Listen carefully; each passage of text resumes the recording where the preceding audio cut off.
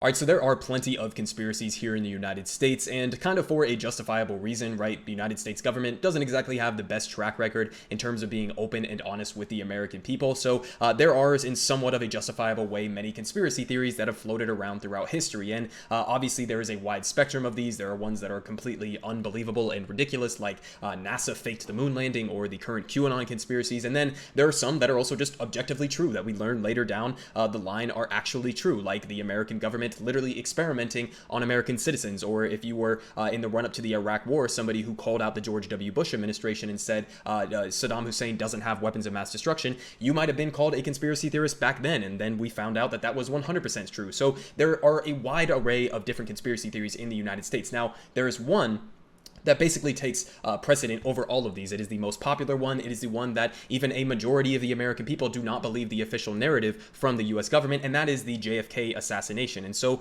there have obviously been plenty of conspiracies surrounding the JFK assassination. And so Joe Biden's administration just made a move that previous administrations, multiple Democrats and Republican administrations have been making as well, in concealing a lot of the records surrounding the JFK assassination. So it's kind of crazy at surface level. It's like, if this is one of the things that the American people are talking about the most in terms of not understanding what actually happened or not believing the official narrative, then you would think they would want to be transparent and settle a lot of those conspiracy theories. And again, there are tons of different ones surrounding the JFK assassination. Some people think it was the CIA. Some people think the mafia was involved in it. And so there's tons of different things that are being thrown out there. And Joe Biden is just really feeding in to a lot of these conspiracy theories, or maybe even trying to prevent them from realizing that those conspiracy theories may have some validity to them by blocking these documents. So I want to get to the details of what he's actually blocking here, but first let's go to this Intercept piece, because they give us a perspective in terms of why this needs to be released in the first place, because there was actually a law that was enacted in the 90s that demanded that these files be released, and still, again, multiple presidential administrations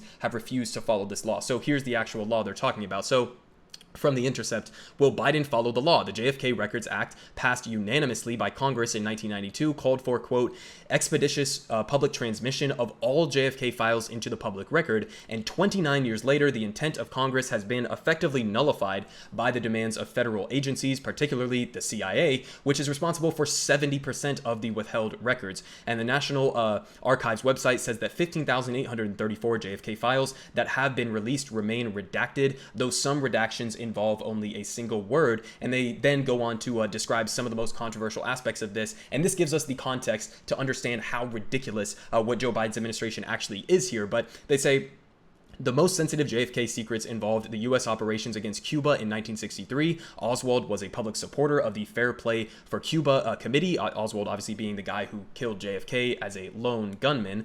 But he was a supporter of the Fair Play for Cuba committee, or the FPCC, a popular campus group which defended Fidel Castro's government from aggressive U.S. policies. And records declassified in the 1990s revealed that the CIA targeted the FPCC for disruption in September of 1963. And within the records that had been partially released, propaganda sources, deception methods, and surveillance techniques are often redacted. So again, most of the good shit is usually redacted in these reports anyways, but here's something that we do know. So one passage in a file on Operation Northwoods, a top-secret Pentagon operation that aimed to provoke a U.S. invasion of Cuba, is still off-limits to the public, and approved by the Joint Chiefs of Staff in May 1963. The Northwoods plan envisioned a, quote, engineered provocation to replace Cuba's socialist government with pro-American regime, and Northwoods called for, quote, the most trusted covert personnel to stage a spectacular crime on a U.S. target and arrange for the blame to fall on Castro so as to create, quote, a justification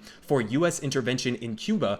And the Northwood plans were discovered by the Assassination Records Review Board in 1997. 2 paragraphs of the 200-page document remain classified in 2021. So, in other words, if you didn't understand what they were just saying there, the CIA, okay, the Central Intelligence Agency of the United States, was so set on trying to overthrow Castro's regime in Cuba that they were literally willing to stage a terrorist attack on U.S. soil against American citizens to then justify invading and overthrowing the Castro regime, okay? They were willing to do terrorism against Americans on U.S. soil. So that is the context of then understanding and asking the question of, well, listen here, I'm not saying the CIA killed JFK, but if you are refusing to release these documents, what the fuck is in these documents that could possibly be more damaging to the reputation of the CIA or the rest of our military institutions that would be worse than staging a terrorist attack on American citizens to justify overthrowing another country's leader? That's absolutely insane and opens even more questions surrounding this entire thing. But here's some of the details in terms of what Joe Biden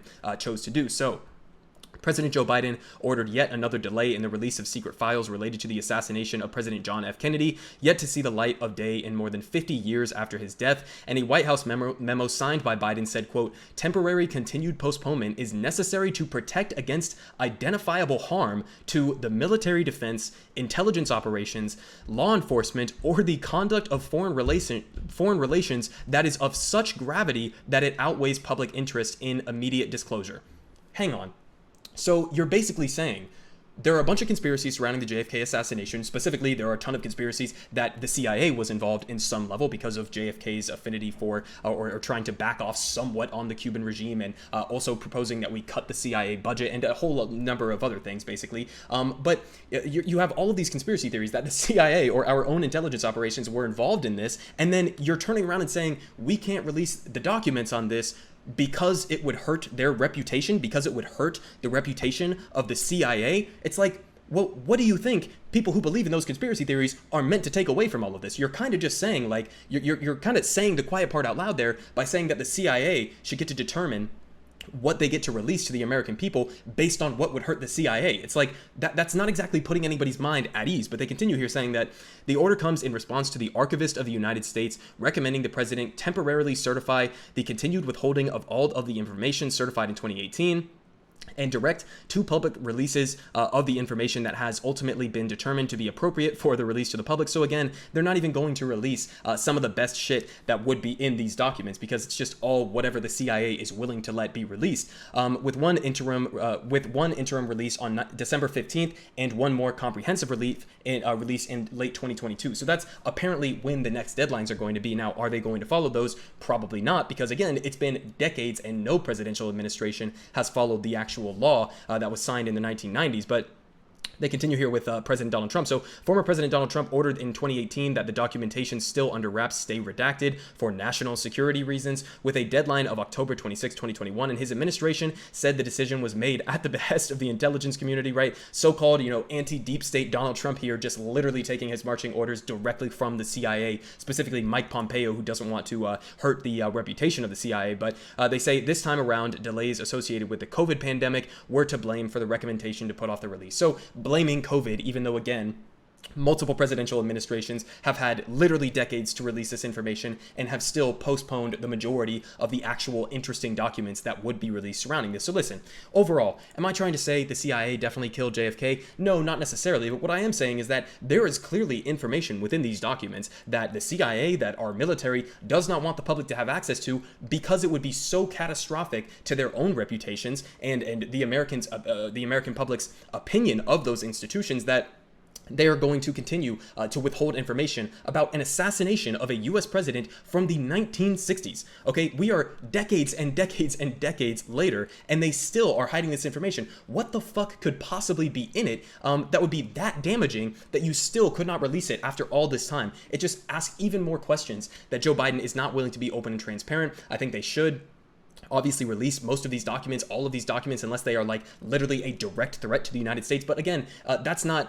even yet necessarily a justification in and of itself, because if the CIA is doing shit that the American people would be so disapproving of that they might call for, I don't know, abolishing the CIA or severely tampering down their resources that they have at their disposal and what they're able to go do around the world, then that would be a positive thing, because the CIA is not a net positive in the world, believe it or not. But it just asks so many more questions that they are still not willing to release these files. And so what are your guys' thoughts on this? Honestly, that's what I want to know. Do you guys believe in any of the JFK conspiracy theories? What could they possibly be hiding in this?